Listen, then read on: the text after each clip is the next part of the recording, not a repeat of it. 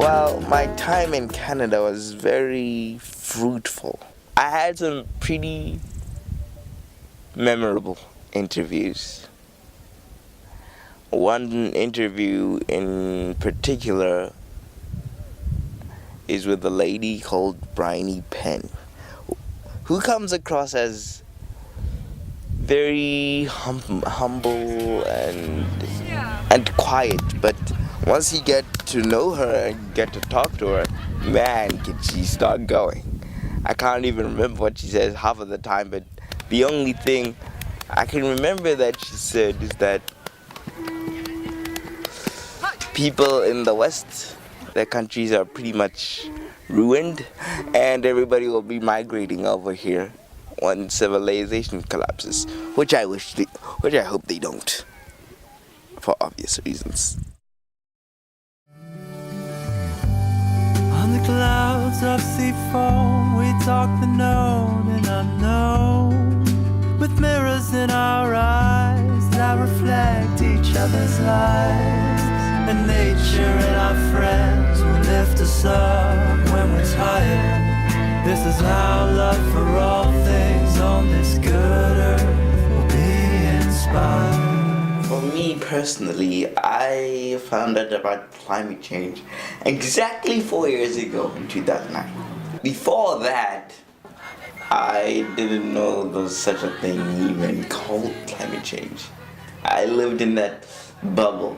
So, could you try and explain in scientific terms, social terms, what exactly it is this thing we're busy fighting, and that's got a lot of oil companies so upset?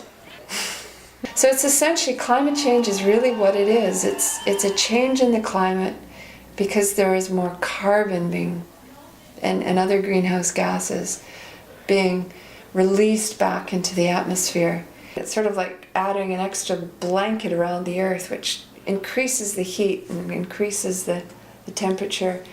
And once you have heat in a system, heat generates energy, and energy generates storms. So what we see with climate change is an increase. What most people are experiencing is not necessarily the degree of temperature change, but it's the increase in frequency of storms. Because as soon as something hots up, you know, when you get agitated, you're moving, right? So that's what happens in the atmosphere. When things start to heat up, things start to move. So you get more hurricanes, you get more precipitation because there's movement, you get bigger storms, you get crazier weather events, you get hotter drought and colder days and hotter days. Everything starts happening in the extreme.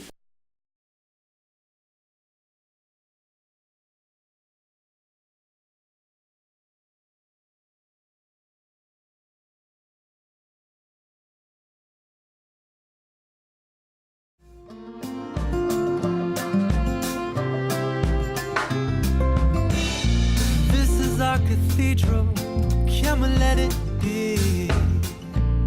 Keep the oil out of our seas. I also got to do something that I never thought I'd do a day in my life. The one thing I've always seen on National Geographic. That is watching whales. I have to admit, I was scared a few times. Every day, new experience. All right. Hey, the cradle will rock. Hop inside, just watch. Rock my baby on the treetop. When the wind blows, the cradle will splat.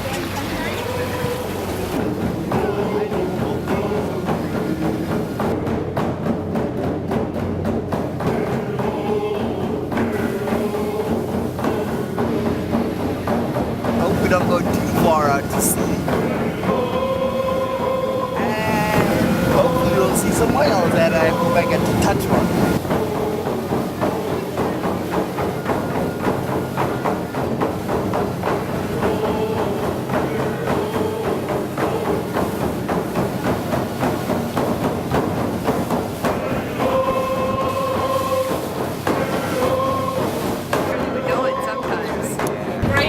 just up by that yellow one. Still looking. Still looking. Here comes the money shot. Take you guys. There it is. There we go.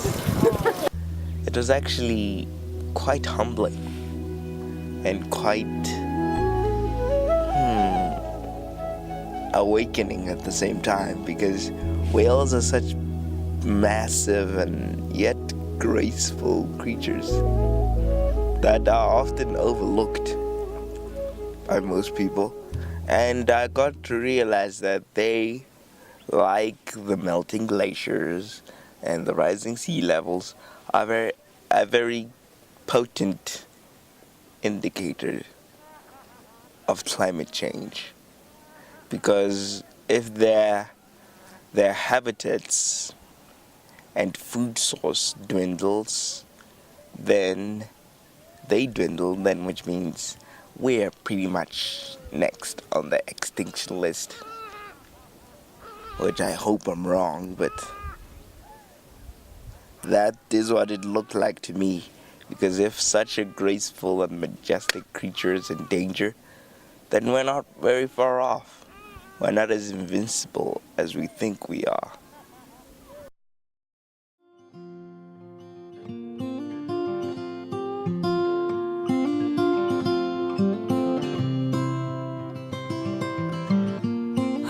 I could hear the birds and the trees sitting quiet by the mountain's feet.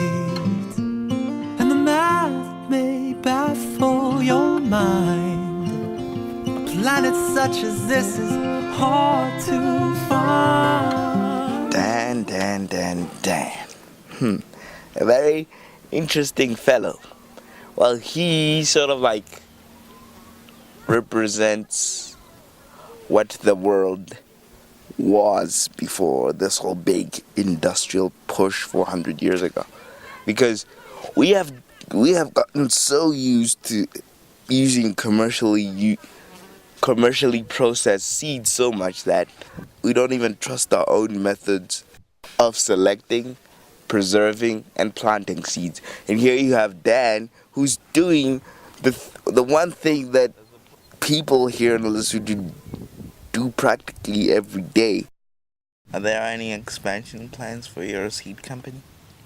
Expansion plans are to encourage other people to take the seeds and multiply them and keep on spreading seeds around that same way of just sharing and getting them out to everybody, because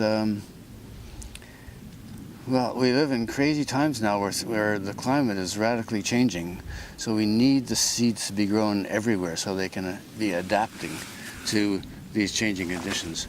And it's not good enough to just keep seeds stored away somewhere, whether it's in a jar or a gene bank, because they have to learn how to be in our new world, just like we're adapting. The seeds are adapting. So it's very important to grow them out all the time. Artificial fertilizers are really, really bad news. They destroy the soil structure. They make the plants go on a speed trip.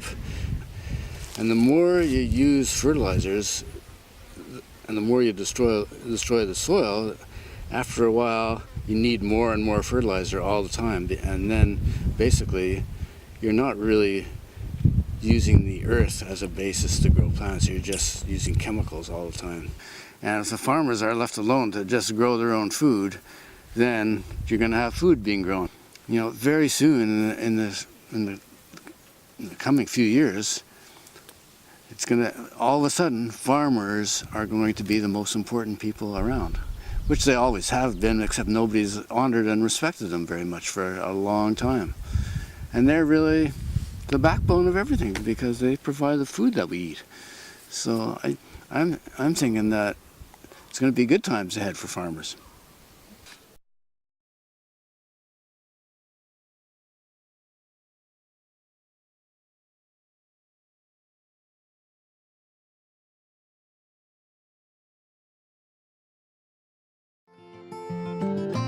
Just because it's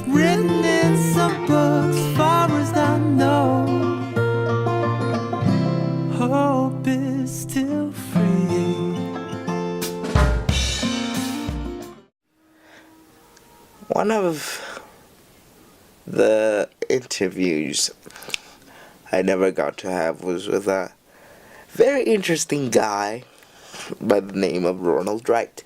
Well, he's interesting to me since I'm such a history nerd who studies the rise and fall of the great civilizations of the past. But thanks to my friend here, he had an interview.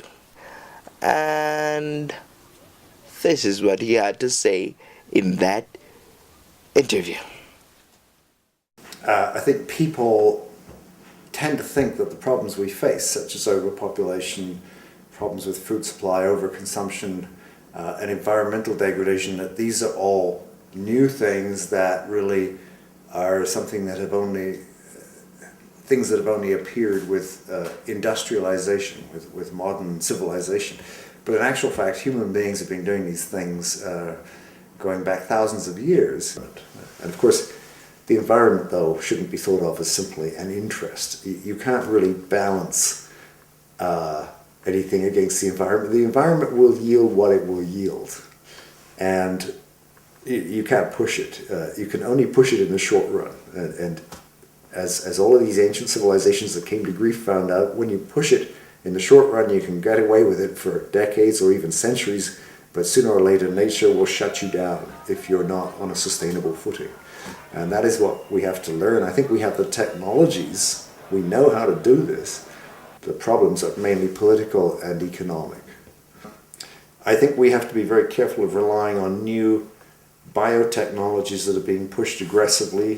The idea that genetically modified crops will save us. There's really no evidence that they hold out the prospect of greatly increased yields. They will probably turn out to be a dead end, similar to the Green Revolution of the 60s, that upped yields in the short term, but made farmers very dependent on varieties of grains that were high yield but were very vulnerable to pests and required large inputs of fertilizers, chemical fertilizers and pesticides that have in fact, in the long run, over the last few decades, have degraded soils and created a worse situation. It's an extremely serious situation, but I don't think it's hopeless.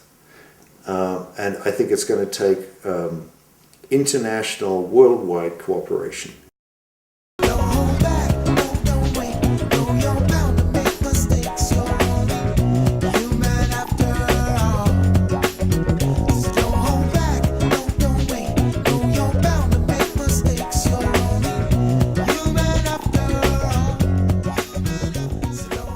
Now, every country has one great resource, no matter how we may think or view things.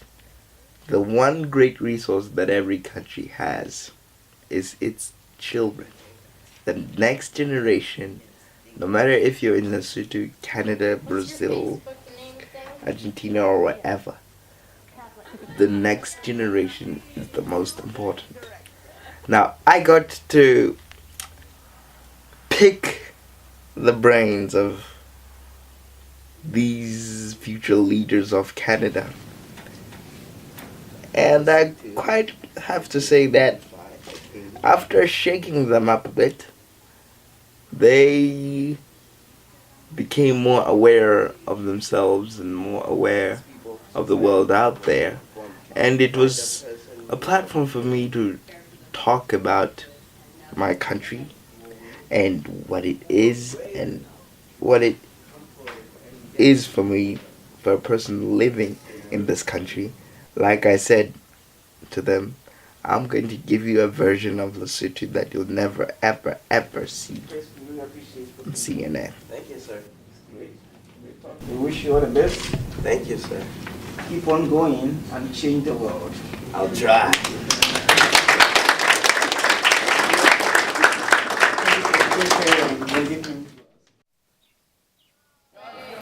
Climate change is a threat to all of us, but it's a great threat for the future generation. It doesn't matter if you're in Canada or in Lesotho. It's a threat nonetheless. So, my plea to all of us is that we should unite now so that it doesn't become harder and harder for the coming generations, because they'll look back on the generation that just let things slip. I got to jump the line when there's a queue, so that's one of my advantages.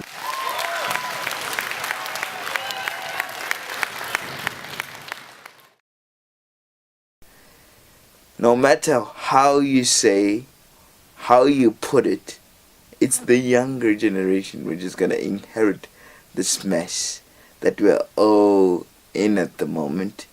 And we should fight this whole climate change thing to the very end. Having said that, to the people in the West, you often find whenever a certain country wants to put out a donation drive for a certain starving country on a certain continent, wink wink, they always put what? The child with a fly on their lip. But now I am reversing the roles. If you can't find any better reason to fight climate change, I'm putting it right in front of you. Because for years you've been campaigning to save Africa's children. Now it's time for you to save your own.